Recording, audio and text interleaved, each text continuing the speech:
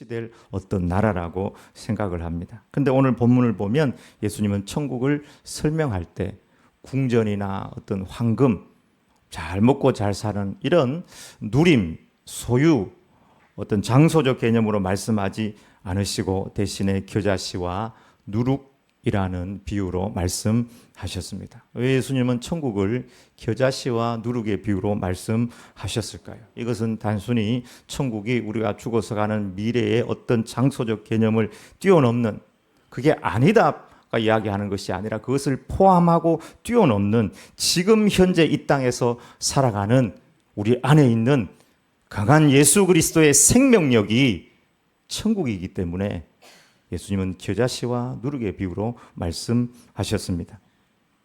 겨자씨는 작습니다. 식물 중에서도 가장 작은 것에 해당하지만 자라면은 새들이 깃들일 정도로 자란다고 합니다. 또 누룩은 어떻습니까? 밀가루 속에 던져지면 누룩은 보이지 않지만 강한 효과와 변화력, 생명력으로 이제 가루를 부풀게 만듭니다. 천국은 예수님의 생명력입니다. 우리 안에 세포가 몇 개냐? 학자들마다 카운트를 안 해봐가지고 정확히 모르는데 옛날에는 100쪽에다 이야기했고, 어떤 학자들은 50쪽에다, 어떤 사람은 30에서 한 50개 된다, 50족에 된다. 근데 그 세포 안에 다 여러 가지 소기관들이 있는데 공통으로 있는 소기관이 바로 DNA 유전자입니다. 그리고 미토콘드리아라는 소기관이 있습니다. DNA는 유전 정보입니다. 어떤 모습으로 성장하고 어떻게 자라는가, 생명의 설계도입니다. 미토콘드리아는 세포 안에 발전소 열기관입니다. 그 안에서 열을 내요. 발전소입니다. 이것은 생명이 유지되는 에너지를 만들어내는 기관입니다. 만약에 DNA가 없다면 방향을 상실하게 되고, 또 열기관이 없다면 생명의 힘을 잃어버리게 됩니다. 예수님께서 우리 안에 들어오시면 우리 안에 예수님의 DNA가 생기게 됩니다. 무엇이 옳은지, 어떻게 살아야 하는지, 어떤 사람이 되어야 하는지 말해 줍니다. 인류의 모든 스승들은 세 가지 공통적인 질문을 하였다고 합니다.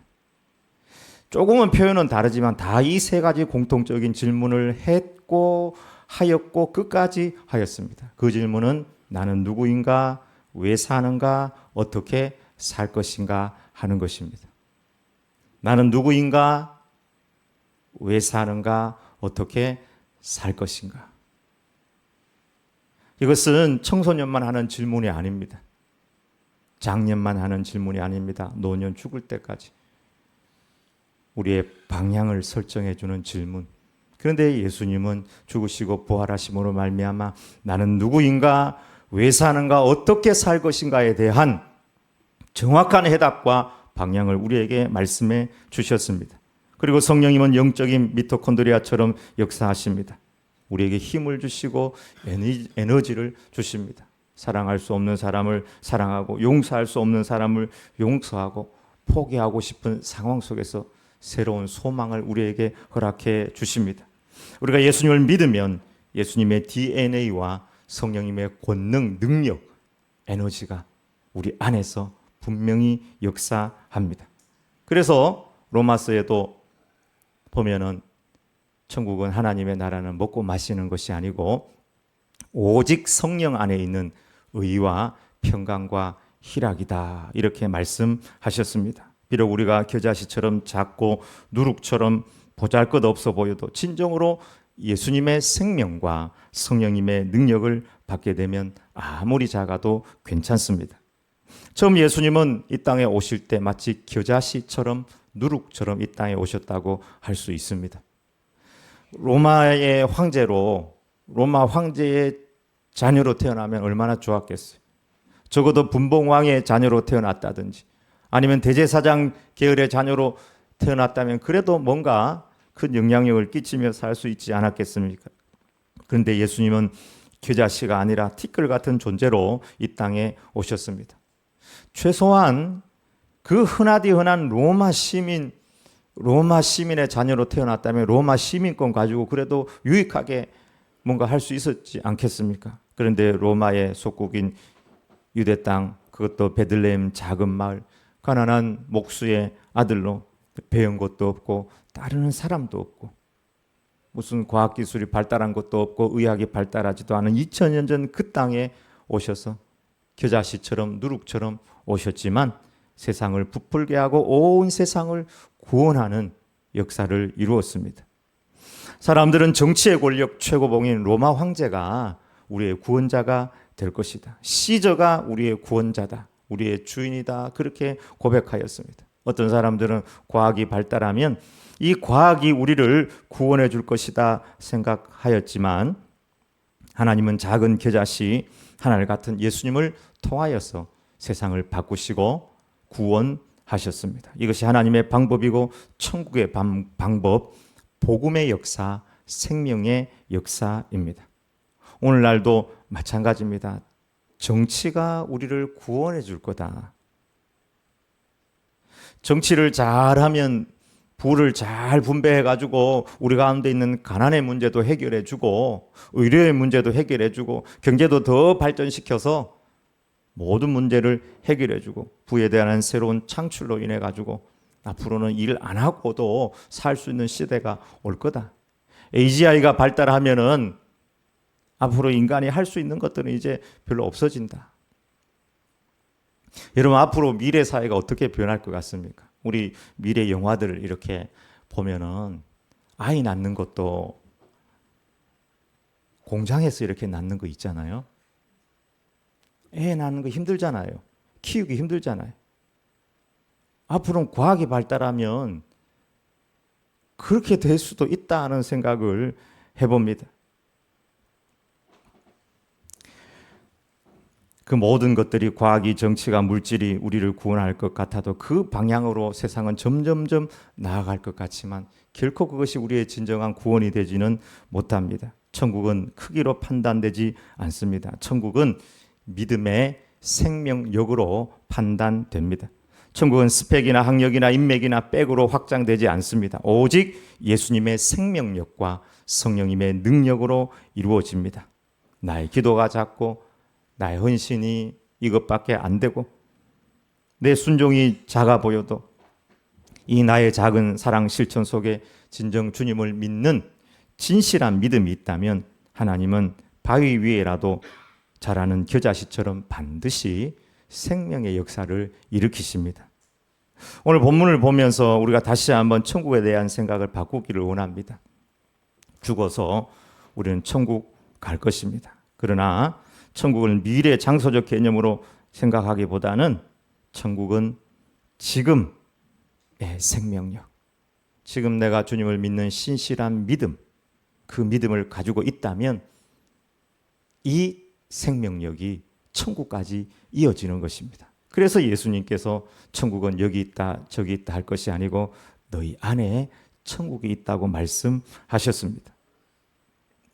천국은 현재 내 안에 있는 예수님의 생명력과 성령님의 능력입니다. 십자가에서 분명 죽으시고 우리의 죄를 속하시고 부활하시는 주님을 신실하게 믿으시길 바랍니다. 성경에 보면 예수님께서 겨자씨를 언급한 부분이 두 번 있습니다. 오늘 성경의 본문에 오늘 천국은 마치 겨자씨 같다고 했고 또 한 번 겨자씨에 대해서 언급한 적이 있습니다. 언제입니까? 너희 믿음이 겨자씨 할 만한 믿음이 있다 하여도 이 산이 뽑혀가지고 저 바다에 던지라 해도 그대로 된다고 했습니다. 그때도 겨자씨를 사용하셨습니다.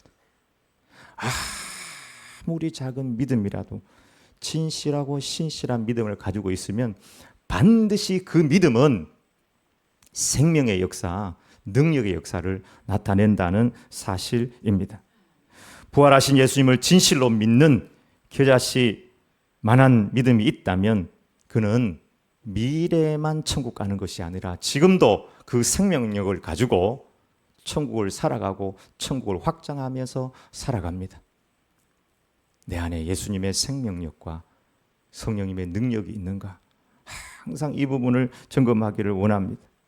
여러분, 사방이 딱딱한 아스팔트 위에 피운 꽃들을 본 적이 있습니까? 우리 주변에 여기만 나가도 저 딱딱한 아스팔트 그 틈에다가 씨앗이 떨어져서 자라나는 꽃들이 있습니다. 얼마나 위태합니까? 얼마나 막막합니까? 얼마나 고독합니까?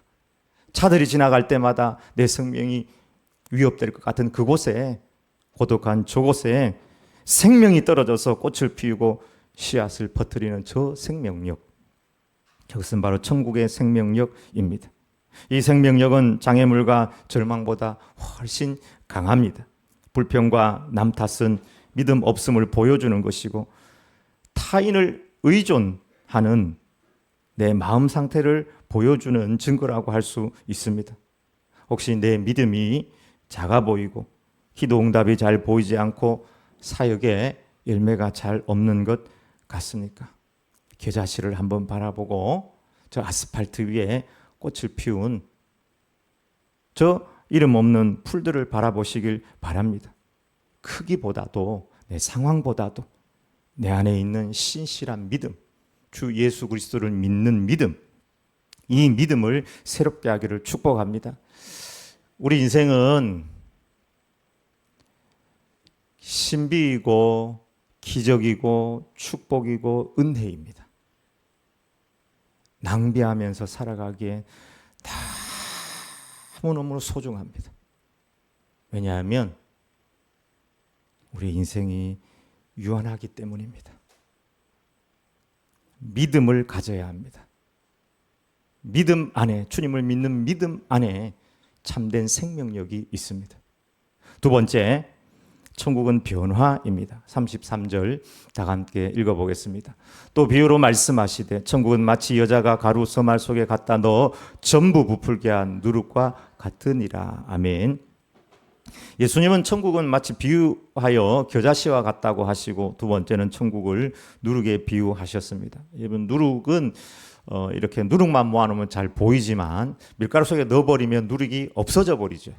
소금 이렇게 집어넣으면은 된장찌개 끓이다가 또 소금도 집어넣으면 소금이 안 보이잖아요. 없어져 버리잖아요. 그러나 맛을 내고 변하고 영향력을 끼치게 됩니다. 저렇게 밀가루 속에 누룩을 넣어놓으면 밀가루가 저렇게 부풀게 만듭니다.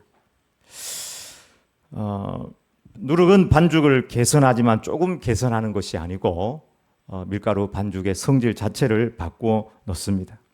이것이 바로 천국의 역사입니다. 천국은 사람을 조금 착하게 만드는 것이 아닙니다. 천국은 근본적으로 사람을 바꿉니다. 생각을 바꾸고 관계를 바꾸고 인생을 바꾸고 가정을 바꾸고 공동체를 바꾸고 그 영혼을 바꾸게 됩니다. 우리는 죽어버리고 우리의 영이 예수님께 접붙임 받은 사람으로 우리는 하나님 앞에 서게 됩니다. 이것이 로마서가 우리에게 얘기해 주는 우리 구원의 신비입니다. 주님을 믿음으로 우리는 죽어버리고 예수 그리스도의 생명이 우리 안에 역사합니다. 안식을 제주도에서 한 가정과 교제를 하게 되었습니다. 우리에게 방을 놓은 주인인데요. 우리 통합적 교회에 다니시는 분이세요. 남자 집사님, 여자 권사님인데 78세, 72세 나이 드신 분들입니다. 네, 저분들 이제 남자 집사님이 예수님을 믿은 지 한 10년 정도밖에 안 되는데 불도가 굉장히 심한 사람으로 평생을 그렇게 살다가 부인의 인도를 받고 이제 교회를 갔는데 전격적으로 180도 변화된 거예요. 네, 그런 계기가 있었습니다. 하나님의 음성을 들은 거예요. 처음 교회를 갔는데 이 사람이 충격을 받고는 180도 조금 달라진 것이 아니라 완전 달라지게 되었는데요. 무엇보다도 사람의 마음이 굉장히 은혜의 마음으로 바뀌어 버렸습니다. 본인 말로는 굉장히 본인이 깐깐한 사람이었다고 합니다. 굉장히 따지기를 좋아하고 깐깐하고 그런 사람이었는데 마음이 그냥 좋은 사람으로, 은혜의 사람으로 완전 다 바뀌었다고 하였습니다. 특별히 자기 아내에 대해서, 그전에는 평생 이제 저분이 뭐 이 육지에 있을 때도 이제 서울에서 나서 육지에 있을 때도 여러 사업도 하고 뭐 이런 숙소 사업도 하고 막 이렇게 했는데 자기 부인 때문에 자기가 망한 줄 알았대요. 자기 부인 때문에 자기가 성공 못한 줄 알았대요. 그런 생각이 마음에 늘 있었대. 뭔가 불만이. 그런데 예수님을 딱 만나고 나니까 자기 부인 때문에 자기가 살았구나. 자기 부인이 그렇게 보배로워 보였다고 우리가 밥 먹다가 이런 간증을 들려 주었습니다. 그리고 옛날에는 불교 믿으면서 예수 믿는 사람들이 자기 친구들 중에도 막 그런 분들이 있고 한데 자꾸 예수 믿으라고 교회 가자고 하면은 혐오스러웠대 진짜. 왜 자기 종교를 나한테 강요하냐고 그런 생각을 가지고 평생을 살다가 예수님을 딱 만나고 나니까 완전 반대로 바뀌어가 자기가 전도를 하러 다니는 거예요. 그때도 이제 저 집에 이제 방을 3칸을 조그마한 걸 이제 놓고 있는데 우리 옆방에 이제 일본 사람이 들어왔어요. 일본 사람이 한 6주 정도, 7주 정도 이렇게 들어왔는데 그 사람한테 전도를 하는 거예요. 그리고는 그 주에 데리고 교회를 가더라고. 우리 통합주 교회거든요. 일본 사람을 데리고 교회를 데려가요. 그리고는 이번 주만 가지 말고 매주 가자고. 그러니까 그 일본 사람이 친구들이 한번 오기로 했으니까 그 주만 빼고 계속 가겠다고. 그렇게 하고는 도와주고 뭐 나누고 하면서 완전 180도 다른 그런 전도하는 사람으로 바뀌었어요. 그래서 한번 부산에 오기로 했어요. 저 뒤쪽에는 우도예요. 저기 우도. 오른쪽에는 성산의 일출봉이 있고. 9월에 한번 오면 우리 교회 한번 오고 싶다고 그랬는데 그때 혹시 올려나 모르겠는데 오면 한번 인사하도록 하겠습니다. 여러분 삭개오는 어떻게 구원받았습니까? 우리 천국 가서 삭개오 만나서 악수해 보면 구원받은 줄 알겠습니까? 삭개오는 돈에 굉장히 민감한 사람이었습니다. 돈이 그의 자존심이었고 행복이었고 돈이 그의 산석이었고 반석이었습니다. 그런데 예수님을 영접하고 난 다음에 그 물질에 대한 것들이 완전 바뀌었습니다. 주님을 영접하고 눈이 뜨여지고 내가 다른 사람 뭐 토색하고 잘못한 거 있으면 다 갚아줄 뿐만 아니라 내 재산의 절반을 가난한 사람들을 위해 나누겠습니다. 변화된 모습 속에서 우리는 그가 하나님의 백성이 된 것을 분명히 확인할 수 있습니다. 어떤 사람이 평생 담배를 피웠습니다. 부인이 피지 말라고 계속 피우는. 근데 이제 아들이 결혼해가지고 손주를 며느리가 다 봐가지고 사진을 요즘 가도 안 보여준대요. 애기들 바로 볼 수가 없어. 아빠 외에는 다 사진을 찍어서 보내왔는데 그 사진을 보고는 눈물을 주르르 흘리면서 나 앞으로 담배 안 필 거야. 담배 안 필 거야. 그 애를 보면서 부인이 그렇게 담배 피지 마라 그래도 담배를 피더니 손주 얼굴을 보더니 나 앞으로 담배 안 필 거야. 건강하게 살고 얘가 잘하는 거 보고 살고 건강 챙겨야지. 여러분 사랑이 사람을 변화시킵니다. 여러분 다른 사람도 사랑하고 다른 사람도 믿고 주님도 사랑하고 믿지만 여러분 자신도 믿고 사랑하시기 바랍니다. 내가 나를 사랑하고 믿는 만큼이나 또 다른 사람을 사랑하고 믿을 수가 있습니다. 자꾸 우리 안에 나 자신을 믿지 못하고 나 자신을 사랑하지 못하는 그런 마음이 있다면 내려놓아야 합니다. 신앙생활의 목표는 단순히 교회의 담임만을 의미하지는 않습니다. 변화입니다. 천국의 생명력이 내 안에 역사하면 미움이 사랑이 되고 불평이 감사가 되고 두려움이 믿음으로 절망이 소망으로 변화되는 것, 그것이 천국입니다. 믿음과 소망과 사랑은 항상 있습니다. 모든 것이 완벽한 환경 속에 들어가 내가 믿음, 소망, 사랑이 없다면 그것은 천국이 아닙니다. 아무리 척박한 곳에 있다 할지라도 주님을 향한 믿음과 소망, 사랑, 형제자매를 향한 믿음과 소망, 사랑, 나 자신을 향한 믿음과 소망과 사랑이 있다면, 특별히 사랑이 충만하다면 그것은 분명 천국입니다. 변화라는 단어 영어로 생각해 볼 때 한 3가지 정도로 생각할 수 있습니다. 첫 번째는 change입니다. 바뀌는 겁니다. 이건 외형적인 변화입니다. 옷을 바꿔 입다, 직장을 바꾸다, 뭐 차를 바꾸다 할 때 바뀐다는 말입니다. 이것은 마치 누룩으로 비유한다면 누룩이 이렇게 가루 속에 뿌려지는 그 단기적인 상황이라고 할 수 있습니다. 두 번째는 develop입니다. 이건 성장, 발전입니다. 기술이 성장하고 발전한다, 사람이 성장한다 하는 이런 말들을 합니다. 누룩이 밀가루 속에 들어가서 퍼져가는 과정이라고 할 수 있습니다. 근데 여러분, 세상도 변화와 발전에 대해서 그렇게 이야기를 많이 합니다. 우리는 변화돼야 된다. 우리는 발전해야 된다. 근데 인류 역사를 통해서 한번 바라보면 인류 역사는 변화하고 발전한 것입니까? 세상도 변화와 발전을 이야기합니다. 달은 변화합니까? 발전합니까? 달은 그대로인데 빛에 의해서 변하고 그 정도 뭐 발전이라고는 할 수 없겠죠. 옛날에 창 들고 돌도끼 들고 또 뭐 방패 들고 이렇게 싸우던 것이 지금은 어떻게 싸웁니까? 총 가지고 싸우고 미사일 가지고 싸우고 ICBM 가지고 싸우고 드론 가지고 싸우고 이게 변화입니까? 발전입니까? 성경은 우리에게 또 다른 변화에 대해서 이야기합니다. 그것은 트랜스폼입니다. 이것은 본질이 바뀌는 것을 의미합니다. 가장 강력한 우리 영의 변화입니다. 단순한 상태나 성장 정도가 아니라 본질과 구조 자체가 변화되는 것을 의미합니다. 나는 죽고 예수님께서 내 안에 살고 나는 꺾여버리고 내가 성령님께 접붙임을 받는 상태입니다. 반죽 전체가 새로운 성질의 를 갖는 상태를 말합니다. 맛도 다르고 질감도 다르고 모양도 다른 상태입니다. 복음이 사람 안에 들어가면 가치관이 바뀌고 인생의 목적이 바뀌고 삶의 방향이 바뀌는 것입니다. 예전의 사람이 아니라 새로운 사람이 되는 것입니다. 성경은 그것을 거듭남이라고 이야기합니다. 우리는 체인지하고 디벨롭 정도가 아니라 성경은 우리에게 트랜스폼, 너희들은 트랜스포머다. 트랜스포머 알죠, 여러분? 트랜스포머.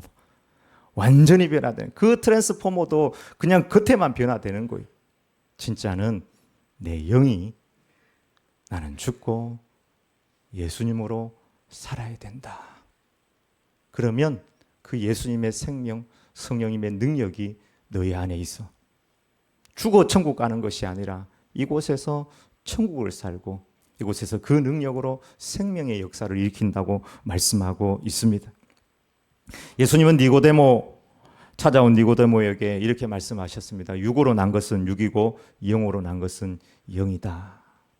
세상은 전혀 영에 대해서 말하지 않습니다. 영이 어딨냐? 그것은 육체, 물질에 어떠한 작용이고 결과에 지나지 않다. 이렇게 이야기합니다. 그러나 성경은 완전 반대로 이야기합니다.